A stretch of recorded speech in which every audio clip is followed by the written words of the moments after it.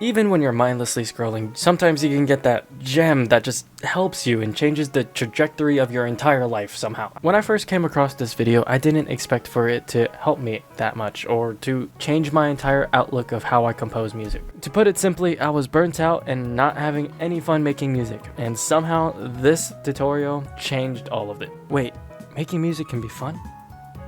You know what's also fun? My first ever segue to my first ever sponsor. Audemy is a vocal conversion tool.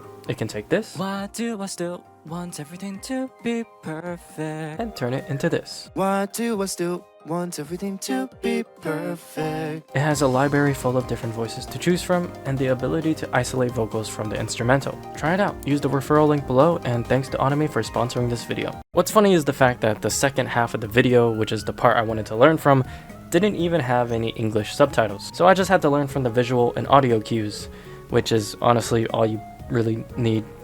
But I think it was the fact that there wasn't any language to read or learn from that helped me focus on just looking at it, listening to it, trying it out, having fun with it, experimenting, not worrying myself about how I don't know any music theory, about how I don't know mixing and mastering, or how this 10-year-old created something that's a million times better than me. Like, don't need to think about any of that. Basically, I lived a life of comparing myself to other people so that I would jump into this optimal schedule plan to become the best musician ever in the entire world, only to realize I would burn out. And then I would say I'm terrible, which I thought was being humble, but no, that's just being miserable. I would repeat the cycle of trying to be disciplined and forcing myself to read music theory books, forcing myself to watch a specific amount of mixing tutorials to figure out how to do these things.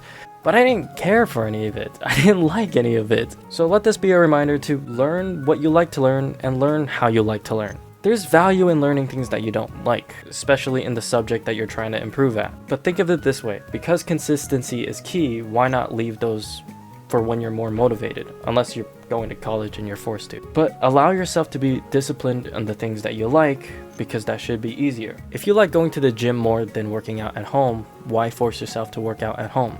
But yeah, basically this tutorial just helped me realize that I can have fun doing the things I like, instead of miserably pushing myself to do something I don't care for.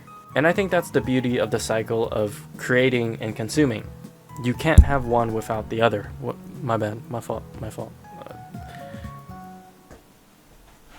But yeah, I just wanted to talk about that a little bit. Remember, comparison's the thief of joy. It took me a while to understand what that meant. I'm gonna put the song here for those who haven't heard it, and check out my music streaming platforms if you'd like, you know.